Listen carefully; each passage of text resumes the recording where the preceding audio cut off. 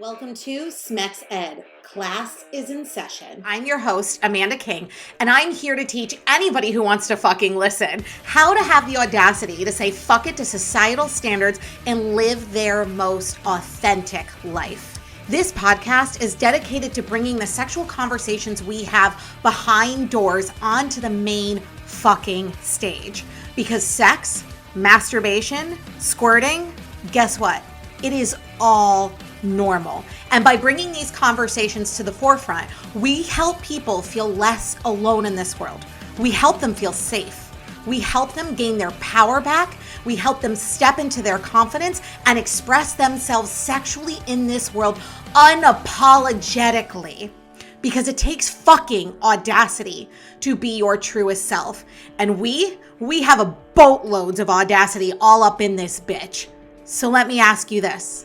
Are you ready for some epic shit? What is bondage and 4 things you need to know about bondage? So bondage is associated with BDSM style play. It's a physical restraint of a person with either using toys, ropes, handcuffs in order to create a sense of intimacy, connection, control with your partner. There are power dynamics that sometimes are at play when we're talking about bondage. The 4 key, elements of bondage is number 1, consent. This is a no fucking brainer. You should never be tying anybody up without their consent. Safety, especially when using things like ropes and toys or cuffs. Know your devices because you need to know the harm that it can cause on the person who is being restrained in order to ensure they don't get hurt during it. So educate yourself. It requires so much trust in your partner and communication with your partner. If you cannot communicate and say, this hurts, slow down, I need a break, I really like this, you should not be participating in bondage play whatsoever. And number 4, bondage isn't always in a sexual context. Sometimes it's used for art, for meditation, for trust building exercises. Looking to explore bondage play as a beginner, here are some things you need to know.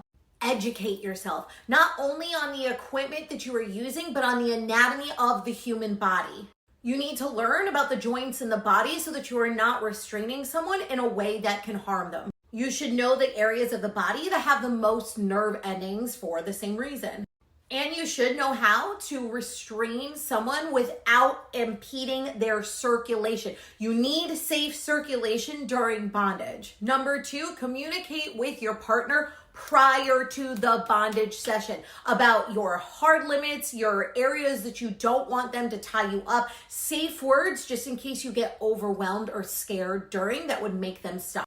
Basically discuss all of your boundaries before you ever get into playtime. Start small and start simple. Use beginner-friendly tools like Velcro or like canvas straps before going into any of the hard stuff. Never ever start with the hard stuff.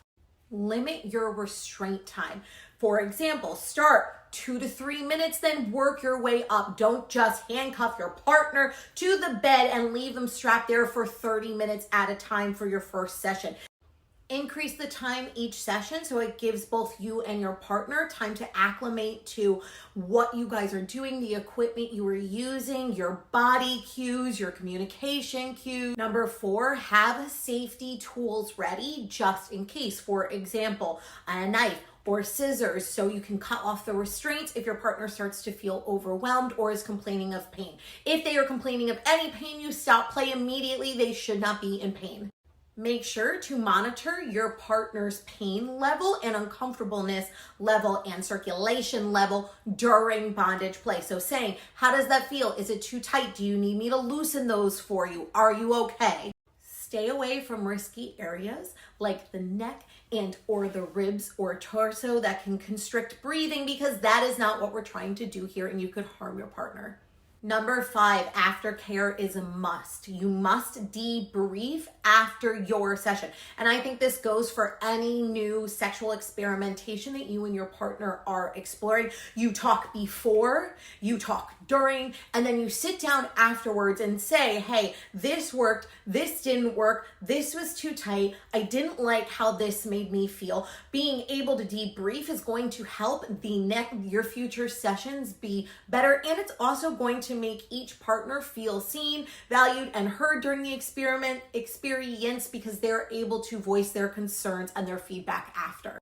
And also provide a lot of physical touch to your partner afterwards. Bondage can be intense sometimes and a little scary. So cuddling with them, showing them extra affection, touching them in their arms, just being close and allowing them to know that you are there with them and you are there if they need you. And finally, some fun facts about bondage. Bondage actually has ancient roots going back to Japanese culture of shibari.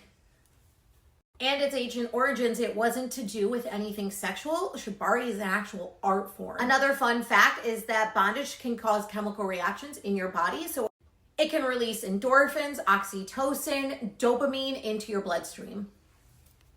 It can also put serotonin into your bloodstream, and if you orgasm from it, it can bring prolactin into your bloodstream. So there's a lot of science behind it and the positive effect it can have on your body if you feel safe enough to do it, and it builds a deep level of trust, communication, and understanding with your partner. Another fun fact is that bondage can cause chemical reactions in your body. So it can release endorphins, oxytocin, dopamine into your bloodstream. It can also put serotonin into your bloodstream, and if you orgasm from it, it can bring prolactin into your bloodstream. So there's a lot of science behind it and the positive effect it can have on your body if you feel safe enough to do it, and it builds a deep level of trust, communication, and understanding with your partner. It has a combination of brain and power play. Many find bondage fun to explore because it actually activates your brain's control centers and the pleasure centers. It allows one to feel a deep sense of surrender and, once again, trust in their partner to surrender to. And the power play is just that. There is someone who is being submissive to someone who is being the dominant. We've discussed a few things to do when exploring in bondage play. Let's discuss a few things not to do when you're exploring it. Do not use unsafe equipment. This isn't you going through your house trying to find ropes and zip ties in order to restrain your partner. You need to find proper bondage equipment. Do not ever restrain without a plan to release, meaning having something like scissors and or cutters by your side just in case something goes wrong, you can release your partner quickly. Do not jump into advanced moves prematurely. Take your time and go from beginner to intermediate to advanced with your partner so you can ensure they won't get hurt.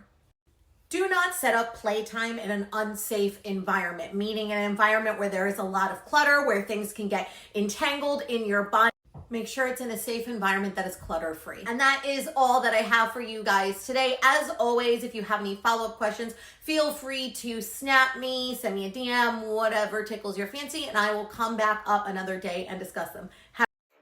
Thank you so much for listening to Smex Ed with Amanda. And some parting words for you today. Remember this: no matter how hard society pushes you down, no matter how many times you fall, as long as you get the fuck back up, they can never stop you. You are unfuckable with. You will win. Don't allow this world to dictate how you show up in it. Don't allow society to make you bend the knee. Instead, make them bend theirs. And don't forget, if you like what you heard, go on to iTunes and Spotify and leave your girl a review. Until next time, my beautiful people.